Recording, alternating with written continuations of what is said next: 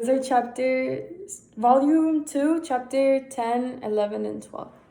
So chapter 10 begins with Elizabeth going on her daily walks and mentioning the fact that she finds herself bumping into Mr. Darcy often.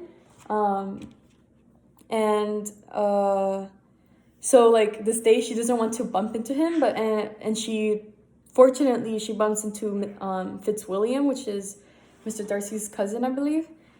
They walk and talk while approaching like the parsonage back at Rosings.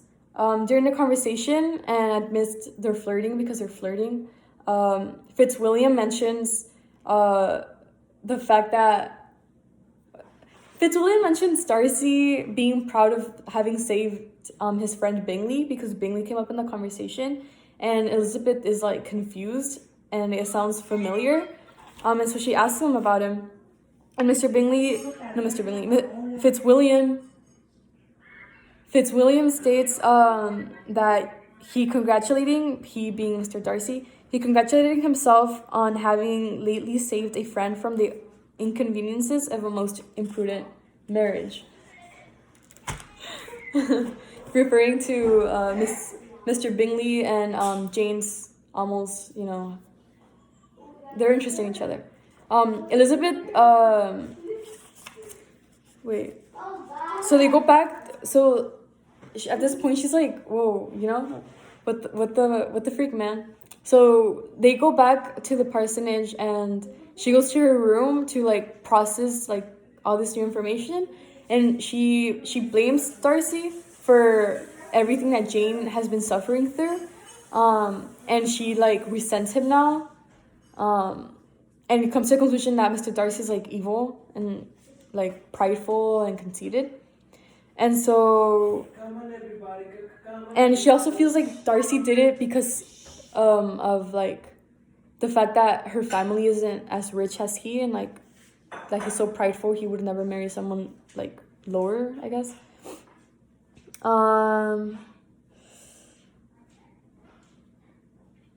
Okay, so that night they were planning on going for tea with Lady Catherine, Mr. Darcy, and Fitzwilliam, but she's upset by all of this, so she decides to stay at Rosings so she won't have to see Mr. Darcy again because she couldn't face him.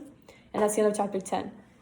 The beginning of chapter 11, Elizabeth decides to go over her letters from Jane, and she starts realizing that in the letters, Jane, she seems fine, but she can tell that she's not her usual cheerful self. And then that's when she starts thinking of the fact of what Mr. Darcy did. And so then she hears the doorbell ring, and she's excited thinking it's Fitzwilliam because she thinks that he's interested in her and she's excited about that. But to her disappointment, she finds Mr. Darcy at the door. So he goes in, he's invited in, and he awkwardly paces around the room asking for her help and small talk and stuff. But then all of a sudden he in a very agitated manner, he asks her, he tells her, "In vain have I struggled, it will not do. My feelings will not be repressed. You must allow me to tell you how ardently I admire you and love you." So he confesses his love for her. He then goes on to explain his feelings, and then he asks her to marry him. Elizabeth instantly rejects him. At first she starts politely telling him, "Oh no, I'm sorry."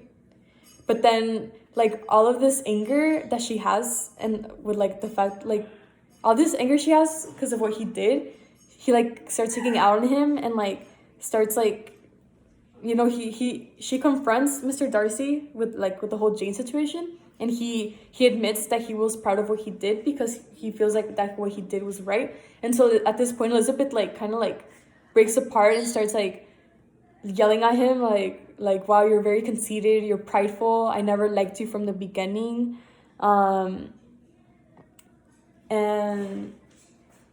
And so after all of this, Mr. Darcy's okay, I see how it is, I'm gonna go now. So he leaves. And then the next morning, chapter 12 now, because that's the end of chapter 11.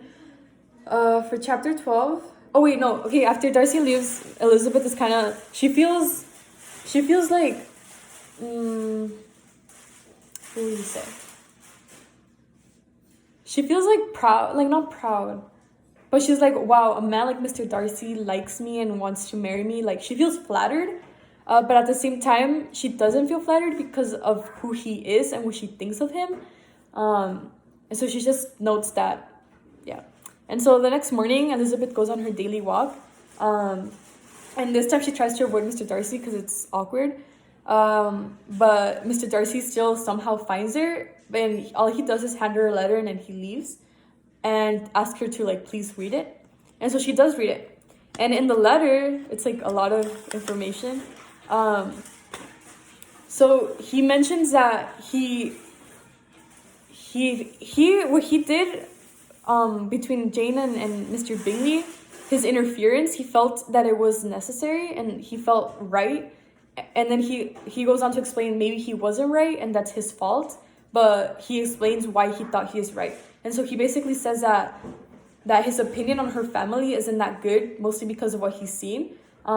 They seem interested, like the mom, the mom, and like the younger siblings, like Maria and like Kit and Lydia, how they're so flirty with like a whole bunch of guys. So that's one, like they seem interested. So right away he doesn't trust the Bennets. He also noticed how Mr. Bingley was so in love with Jane, but Jane showed no affection. So he saw that as sus, like, oh, she doesn't love him as much, so she's only wanting him for money. And he also mentions how Mr. Bingley always felt like he falls quick for women, but this time he saw it serious, so he needed to stop it. And so he ends up convincing Mr. Bingley about his opinion on the whole ordeal. And since Bingley is so modest, he's like, oh, maybe Mr. Darcy is right and I am in the wrong and I'm not really in love and I should just leave it. And so that's the whole Mr. Bingley situation that he explains. And then he goes on to the second subject, which Elizabeth like accuses him of like Mr. Wickham and like how that shows his bad character. And so he explains like the whole background, how Mr. Wickham was the son of a good friend of his dad, Mr. Darcy, and how he was very respected. He respected Wickham a lot, and so in his will he like told Mr. Darcy to like help him out with like his studies in the church. But right after his death, Wickham quits the church, and he got $1,000. And then when he quits the church to study law, that wasn't part of the deal. And he asked for more money. He's like, I need more money to go study law. And Mr. Darcy, I think he gives it to him. But then he just becomes lazy, very lazy, and starts living like awfully and like keeps asking for more money and more money. Mr. Darcy like just refuses to give him money. And so they stay acquainted until he starts going after Georgina. He like wants to marry her, and Georgina, like being herself, like says yes because she's known him like since like forever, and so like it makes sense to marry Mr. Wickham. But then when Mr. Darcy finds out and he knows Mr. Wickham's character and how lazy he is and how interested he is, he breaks it off, and that's when he like completely cut it off with Mr. Wickham, and it just shows Mr. Wickham's like bad character. And that's the end. That's how the letter ends, and that's how chapter 12 ends. So for this section's theme, I picked the theme of prejudice, which is the title. So for the quote, so like prejudice is this dude smiling, chilling, and there's people out here, calling him prideful, conceited. So I did Darcy because I don't know how to draw, but this is supposed to be Darcy, and this is. Let's just say it's a Bennet family, calling him prideful, conceited, evil, uptight, and yeah. And so for the quote, this is Elizabeth after she reads the letter, and she's able to collect her thoughts. The book states, she grew absolutely ashamed of herself. Of neither Darcy nor Wickham could she think without feeling that she had been blind, partial, prejudiced, absurd. And yeah, that's the theme. I wanted to clarify, the whole Wickham situation, he lives off of people. That's why Mr. Darcy doesn't trust him. He lives off of people. Also, though, okay, throughout the whole process of him confessing his love and writing the letter, he was always polite. He never showed any signs of, like, he showed signs of being hurt, but he never, like, took it out on Elizabeth or anything. He understood the whole situation, and he understood that maybe Elizabeth knew other things that he didn't know, and he explained it very well. And throughout this whole thing, I think it just shows how he's a very respectful man, and how, like, all this prejudice that Elizabeth had towards him is, like, not real. And yeah, I think that's what it shows.